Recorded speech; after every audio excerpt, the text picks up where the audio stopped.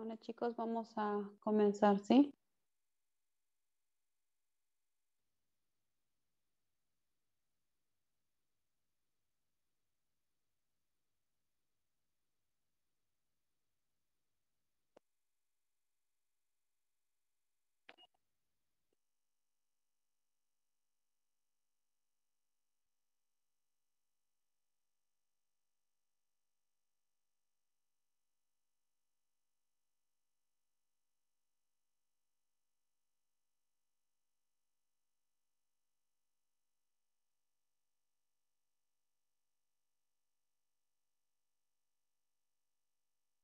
Unos segundos más para que se puedan conectar y comenzamos.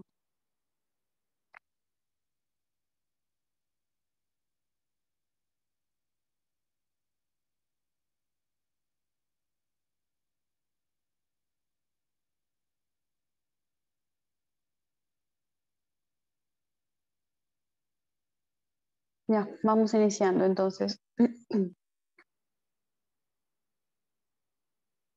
Me voy a encargar porque.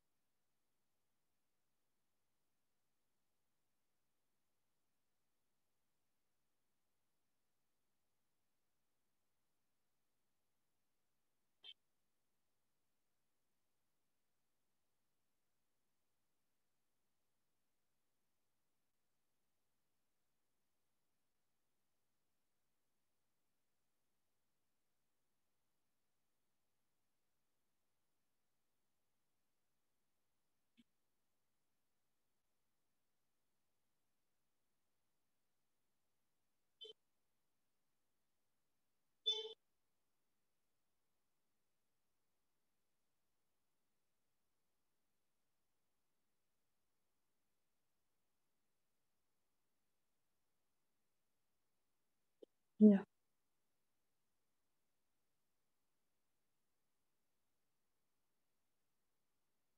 vamos comenzando, ¿sí? Entonces, vamos a revisar predominantemente aquí algunos slides sobre la hipófisis. También sobre el hipotálamo, pero como ven, se enfoca más en la hipófisis finalmente. Estos son tres conceptos que tienen que tener en claro. De algo hemos hablado también en la parte teórica. Una hormona es una sustancia química que es sintetizada por células y que va a ser secretada al torrente sanguíneo para así poder viajar a una larga distancia, ¿no? Y ser transportada para efectuar una función. Un órgano blanco es el tejido que va a estar afectado específicamente por una hormona y las células blanco son las células afectadas por dicha sustancia también. Esta es la glándula pituitaria o hipófisis. Como les había mencionado, es bastante pequeña, mide entre 12 a 8 milímetros, pesa alrededor de 5 gramos y tiene un peso menor en la mujer.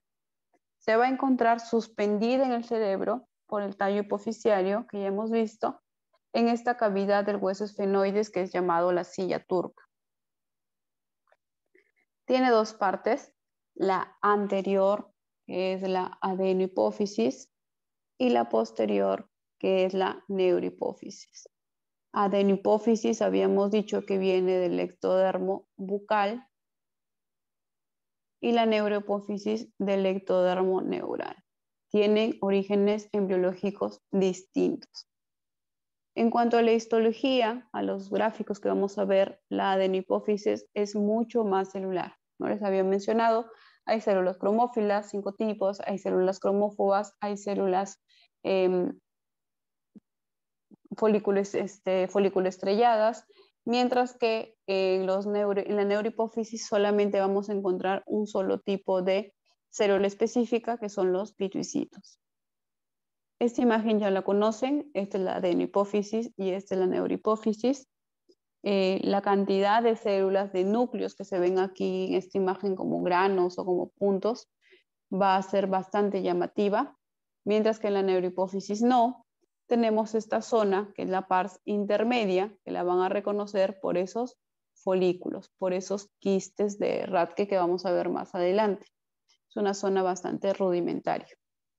Tenemos entonces estas dos divisiones, anterior y posterior, adeno y neurohipófisis, y a su vez habíamos dicho que la adenohipófisis va a tener una parte distal, que es el 75%, la parte tuberosa o pars tuberalis, que es el 20%, y la parte intermedia, que es el 5 al 4%. Mientras que la neurohipófisis va a tener solamente dos zonas, la pars nervosa o parte nerviosa y el tallo neural.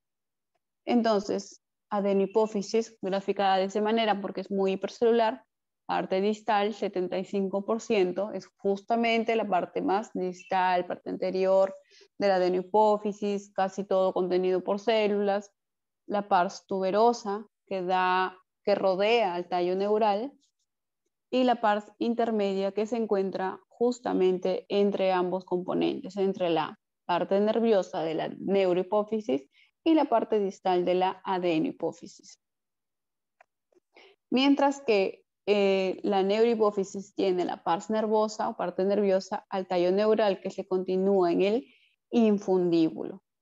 Y como vemos aquí, en esta parte del hipotálamo, en la parte más inferior, está el tuber cinereum, que se une con este infundíbulo y va a dar lugar a estas elevaciones que son conocidas como la eminencia media. Aquí tienen en este hipotálamo graficado los núcleos supraóptico y paraventricular, ¿no? Que son los que van a ir hacia la neurohipófisis, pero ya hemos visto en la parte teórica que hay muchos otros núcleos acá, con nombres distintos, como paramedial, medial, etcétera, que van a dar lugar también a algunas neuronas que van a regular la secreción de sustancias a nivel de la adenohipófisis, ¿no? Por ejemplo. Aquí, indistinguible la adenohipófisis hipercelular de la neurohipófisis, ¿no? Parte distal, parte nervosa y en medio la parte intermedia. Hacia arriba tenemos el hipotálamo y bueno, el tercer ventrículo, ¿no? Para diferenciar estas zonas, adenohipófisis definitivamente, parte distal, neurohipófisis, parte nerviosa, y en medio esta zona, la parte intermedia, que habíamos dicho que puede tener cordones de células cromófugas y también va a tener estas estructuras que son folículos o bolsas de Rathke. No se olviden, el tallo neural de la neurohipófisis está recubierto por la parte tuberosa de la adenohipófisis y ello en conjunto forma el tallo hipofisiario. El tallo neural, ¿sí?, está en relación a la parte nerviosa de la neurohipófisis y la pars tuberalis está en relación a la parte distal de la adenohipófisis. Algunos autores consideran esta parte intermedia como parte del lóbulo posterior, ¿no? Para efectos de aquí, parte del lóbulo anterior, 4 o 5%. Esta imagen ya la conocen. Parte nerviosa, parte distal, ¿sí? Neurohipófisis, adenohipófisis, zona intermedia, justo entre ellas. Perdón, es esta zona, parte intermedia. Y la parte distalis va a estar recubierta por, dijimos, tejido conjuntivo denso, tejido fibroso, ¿no? Una capa fibrosa. La parte distal, entonces, que representa el 75%, habíamos dicho que tiene células en el parénquima, que son las células glandulares, y células en el estroma, o células de sostén, que son las células epiteliales, ¿sí? Estas células glandulares o células del parénquima iban a ser cromófilas en un 50% y cromófobas en otro 50%. De esas cromófilas que sí captan el colorante, y por eso el nombre, que sí tienen afinidad por el colorante, son acidófilas en un 40% y basófilas en el otro 10% restante. Las cromófobas no captan el contraste y podían ser acidófilas o basófilas degranuladas o inactivas. Las acidófilas iban a ser lactotrofas, somatotrofas, dos tipos. Las basófilas iban a ser corticotrofas, gonadotrofas, tirotrofas, tres tipos. Tienen los 5 tipos de células cromófilas que secretaban, dijimos, 6 tipos de hormonas. Y las epiteliales son las folículo estrelladas. Aquí tienen células cromófilas con un citoplasma amplio eosinofílico, rosa intenso, son las acidófilas. Con un citoplasma amplio, pero que va a un tono más pálido, más hacia el morado, son las cromófilas basófilas. Y las que no captan ningún tipo de contraste ningún tipo de colorante en su citoplasma y que son de menor tamaño y menor cantidad de citoplasma también, las cromófogas. ¿Cómo están dispuestas en esta parte stalis? En cordones o cúmulos de células. Parte stalis, ¿sí? La célula acidófila con un color intenso del citoplasma y la célula basófila con un tono más pálido. También tienen aquí sinusoides.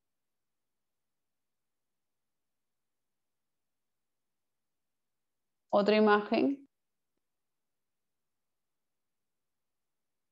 Miren.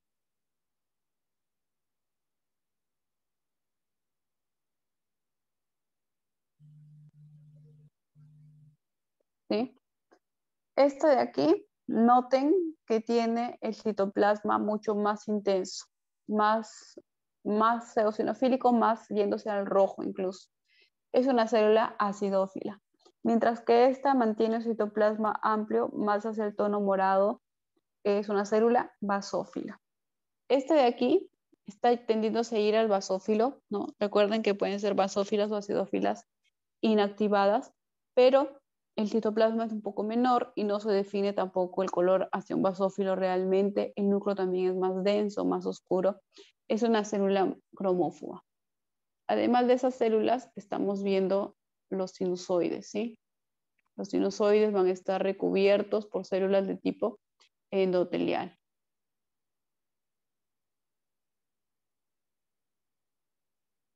Estos sinusoides entonces tienen células de tipo endotelial, ¿no? Como estas de acá.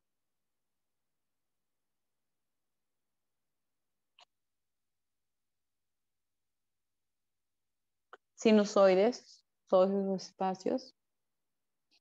Las 5 tipos de células cromófilas. Les había dicho que si yo veo una acidófila, no puedo decir si es somatotrofa o lactotrofa. Si yo veo una basófila, no puedo decir si esa es tirotrofa, corticotrofa, gonadotrófica. Al menos que yo use este estudio, el estudio de inmunohistoquímica, que va a ser el único modo de que yo pueda distinguirlo. Recuerden que esto es acidófilo y esto es basófilo. Proporciones era aproximadamente para el caso de las lactotrofas un 15%, para el caso de las somatotrofas un 50%, para el caso de las tirotrofas 5%, gonadotróficas 10% y corticotróficas 20%. Tenemos entonces, miren las células acidófilas, citoplasma amplio, rosa intenso, brillante. En cambio, las células basófilas que están abajo tienen un citoplasma más oscuro yéndose al morado y las cromófobas no tienen tinción clara en su citoplasma. Acidófilas, ¿sí? 50 y 15% secreta prolactina, la lactotrofa, y las somatotrofas secretan la hormona de crecimiento. Por tanto, yo aquí no puedo saber si esta acidófila es una somatotrofa o lactotrofa, pero yo sí puedo distinguirlas por estudio de inmunohistoquímica, viendo si la célula acidófila expresa prolactina o si expresa hormona de crecimiento. Por ejemplo, esta inmunohistoquímica es para marcar a la célula productora de la hormona de crecimiento. Todas esas células que ven de un citoplasma marrón bronce son, por tanto, células somatotrofas. Son células cromófilas, acidófilas, somatotrofas. En cambio, aquí estoy marcando las células que expresan o secretan prolactina. Todas esas células marrones serán células cromófilas, acidófilas, lactótrofas. La misma imagen, ¿sí? Con las células basófilas que están abajo, yo no puedo distinguir si es una corticotrofa, si es una tirotrofa o es una gonadotrofa. Este es otro tipo de tinción, PAS Orange G, en el que el colorante va a teñir de un color en el citoplasma amarillo anaranjado para el caso de las células acidófilas, que son también llamadas células alfa, como por ejemplo las somatotrofas, ¿no? Y basófilas, color morado el citoplasma todavía, para las células beta. Bueno, células beta o células basófilas. Y las que no tienen ningún tipo de tinción, como estas de acá, son las cromófogas. Además de eso, estoy viendo el sinusoide. Por tanto, las células que están en la pared del sinusoide son las células endoteliales. Recuerden que las células endoteliales son como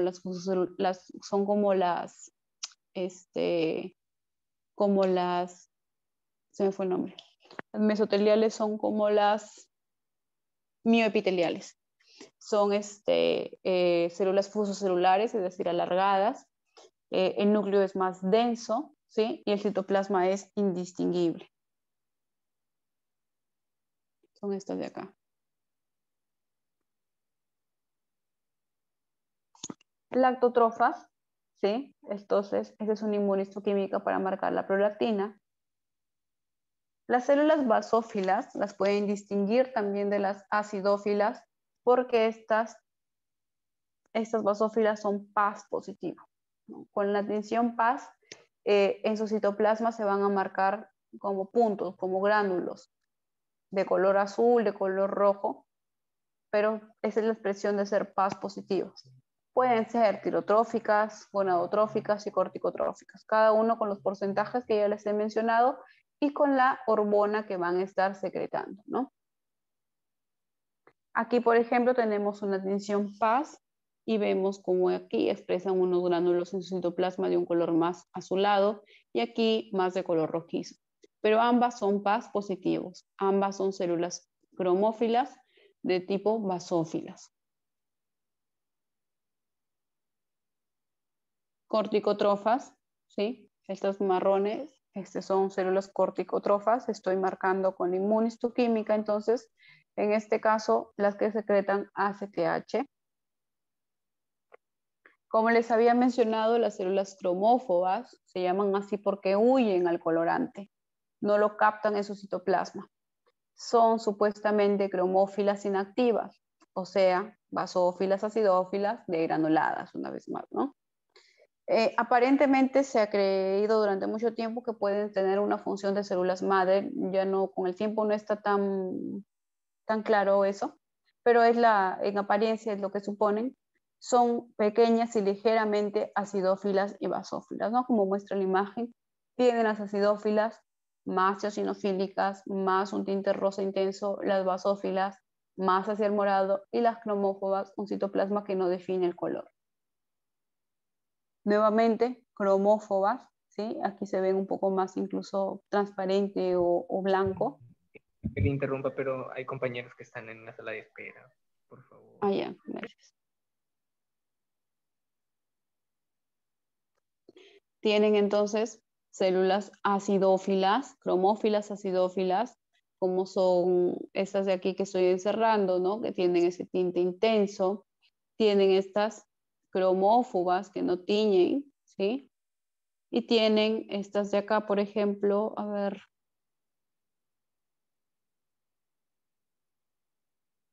Que son más basófilas, cromófilas basófilas.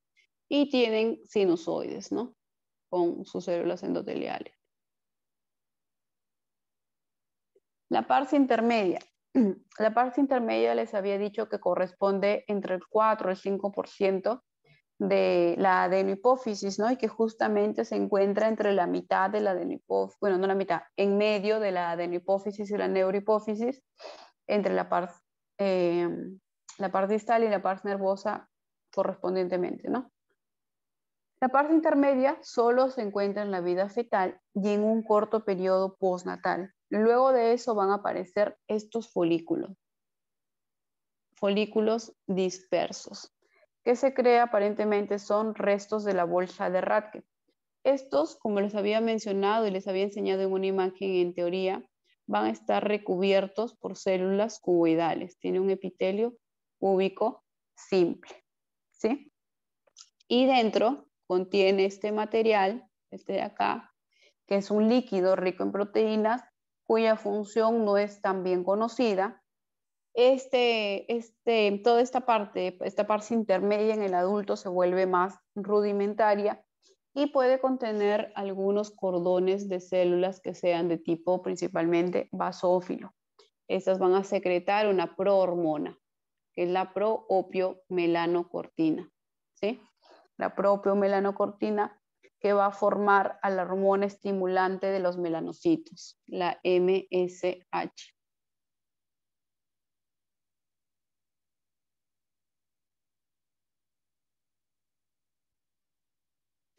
Entonces, aquí, de nuevo, es fácil distinguir la adenohipófisis, la pars distal de la adenohipófisis, de la neurohipófisis pars nervosa, por el componente de células que contiene.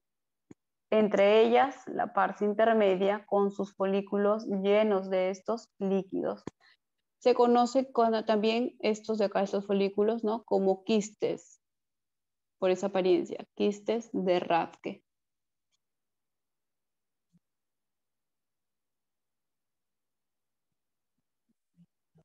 Nuevamente, neurohipófisis, parte nerviosa, adenohipófisis, parte distal, en medio la parte intermedia con estos quistes de Rathke, ¿sí?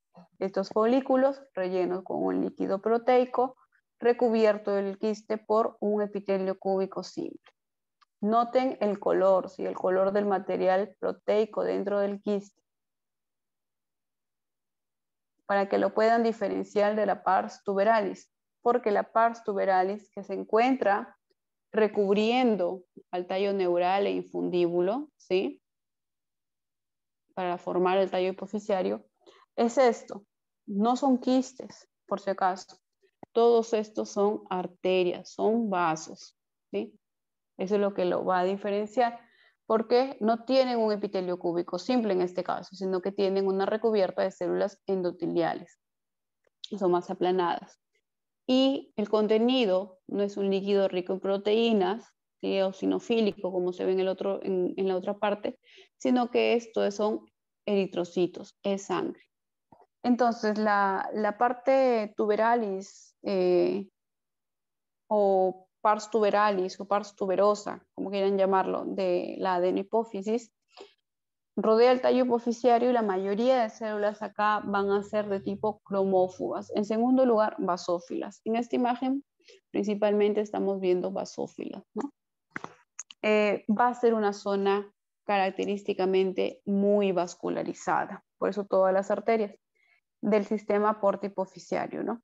No tiene tampoco una función endocrina conocida, pero es importante porque las células que se van a encontrar en este parénquima van a ser las únicas células de la hipófisis que van a tener un contenido importante de glucógeno. Y también tienen receptores aparentemente para una hormona que es la melatonina. La melatonina es secretada desde la glándula pineal.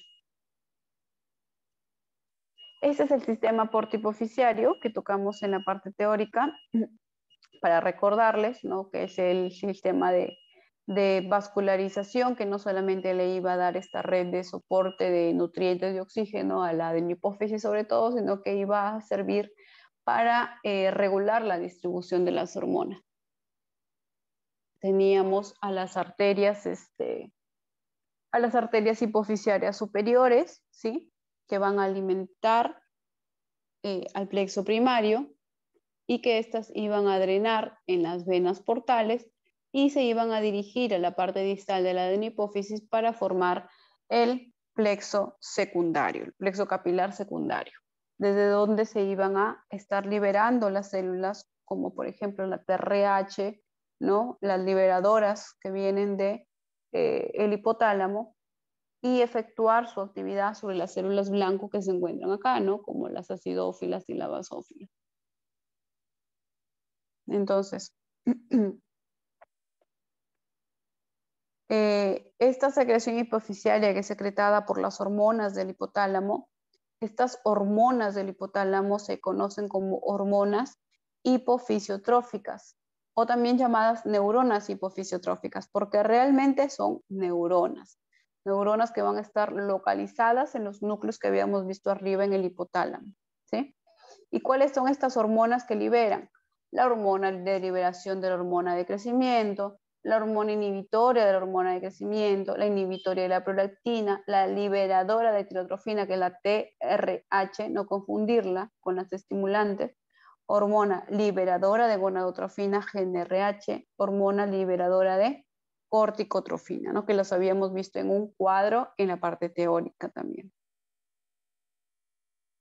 Luego tenemos la neurohipófisis, que dijimos tiene un origen embriológico distinto. Esto viene de ectodermo neural y que también tenía la característica de ser una zona bastante hipocelular, ¿no? Esta es la pars nervosa, en donde podemos ver esos puntos que son los núcleos de las células específicas.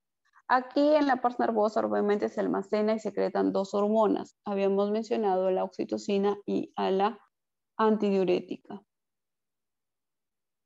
Entonces, yo les había explicado, ¿no? Que tienen, por ejemplo, estos dos núcleos en el hipotálamo, supraóptico y paraventricular, que emiten sus fibras, sus axones amielínicos, cruzando el tallo neural hacia la parte nerviosa de la neurohipófisis, y que esto de acá, visto, digamos, desde un poco más ultramicroscópico, tienen esos axones mielinizados que van a tener esos cuerpos, ¿no? A lo largo de su eje y terminan en su axón terminal, ¿ya?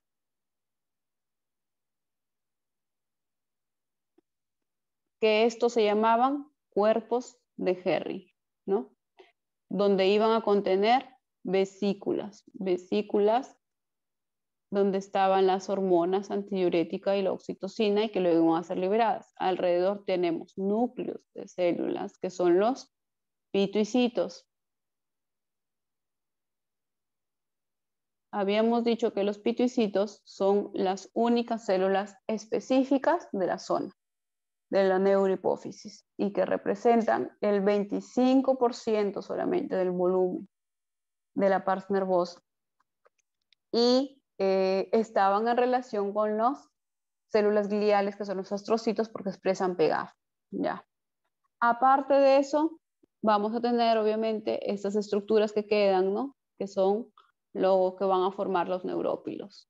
47. Aquí tenemos entonces los pituicitos. Característicamente solo vemos sus núcleos, no vamos a poder distinguir el citoplasma, ¿sí? Como ven, sus núcleos son de un tamaño pequeño intermedio, más o menos densos, no se distingue el citoplasma y forman el 25% de este volumen en relación con astrocitos, porque expresan PEGAF. Acá nuevamente estamos viendo los núcleos de flecha amarilla, pero en esta flecha negra estamos viendo estas sustancias, sí, que se ven como granos más o menos grandes o pequeños, de un color más eosinofílico o lustroso o brilloso, que son los cuerpos de Henry, ¿sí? Este lugar que se encuentra a lo largo de todas estas fibras amielínicas que hemos dicho que van a contener las vesículas neurosecretoras, ¿no? Las vesículas que van a almacenar temporalmente a la oxitocina y a la antidiurética. Y en medio de eso, en esta matriz, obviamente, lo que queda el neurópilo, ¿no? Las fibras amielínicas. Pituicitos y cuerpos de Henry. Obviamente también vamos a encontrar algunos vasos o capilares.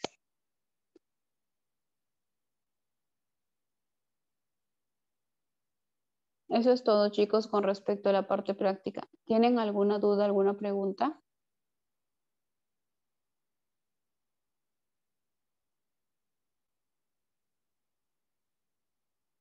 ¿Qué marcador? ¿De inmunistoquímica? ¿Zacarías? Correcto.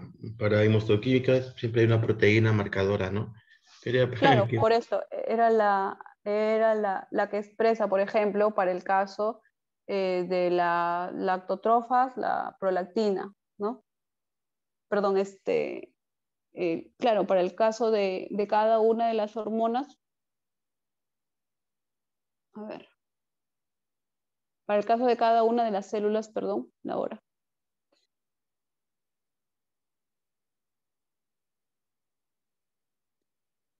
Ay, se perdió el gráfico.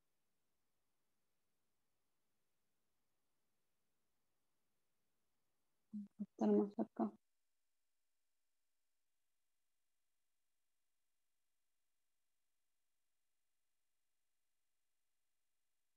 Bueno, aquí por ejemplo, para yo encontrar estas células, yo voy a utilizar en inmunistoquímica estos marcadores, ¿sí? Voy a utilizar un marcador de prolactina para encontrar a las lactotrofas y voy a utilizar un marcador de hormona de crecimiento para encontrar a la somatotrófica. Lo mismo con las basófilas. Voy a utilizar como marcador a la TSH, a la FSH, LH o ACTH para encontrar a cada una de sus células, tirotróficas, gonadotróficas o corticotróficas.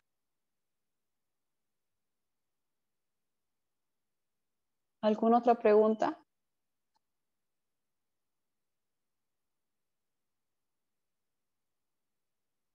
Eva.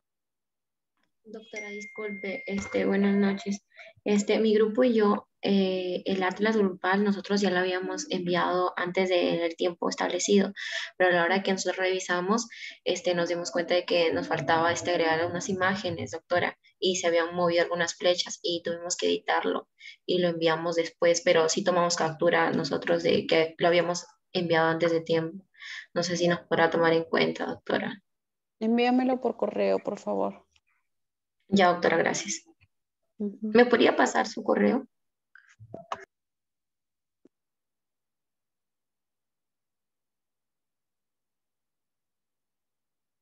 Sí ven la pantalla, ¿no?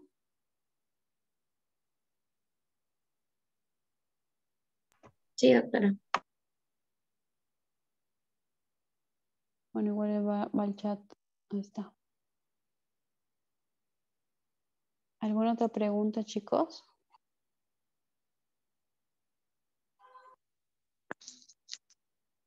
Ya, si no hay más preguntas, entonces cierro el chat para que ya puedan irse a seguir estudiando. Celeste, un favor. No se han conectado todos los que han estado conectados en teoría. Así que pregúntales por favor al grupo 2, 3 y 4, que son los del día viernes, si van a querer entonces que les dé la clase el día viernes, ¿no? Acá hay alumnos del grupo 2, 3 y 4, Doctora, ¿no, Celeste? disculpe, ¿usted Sí, no me ha profesora, dicho de del que grupo 2. entren los de práctica o sí? De Aquí todos los... estamos de otro grupo también, doctora. Porque yo Ya. normalmente les digo por WhatsApp, pues, No te entendí, Celeste, dime. que, o sea, usted me ha dicho que entren los de otros grupos a esta hora, o como no entendía a qué se refería. No, en la clase teórica yo les he dicho, si quieren estudiar para el día viernes, o sea, quieren tener libre el día viernes para poder estudiar el examen el día sábado, pueden entrar en la siguiente clase todos los alumnos para que el viernes no tengan que entrar y entren en diferido a una clase grabada. La mayoría me dijo que sí, pero ahorita que entro a la clase práctica, hay algunos, obviamente por el número, sé que hay algunos que son de otros grupos, pero otros que no han entrado. Por eso yo quiero saber si el día viernes los grupos 2, 3 y 4 van a querer que de todas maneras le dé la clase en directo, o sea, ellos se van a conectar o van a querer tener ese tiempo para estudiar y les grabo la clase y se las cuelgo para que la vean en diferido. Esa es mi Ya, pregunta. entonces yo les doctor. pregunto y se lo comunico por el Telegram. Ya, ok. Ya, Celeste. ¿Alguna otra pregunta, chicos? Ninguna, ¿no? Ya. Entonces los dejo, que tengan buena noche y nos vemos en la siguiente clase. Suerte en su examen. Gracias, doctora. Buenas noches. Hasta luego. Buenas Gracias, noches. doctora. Cuídese. Hasta luego.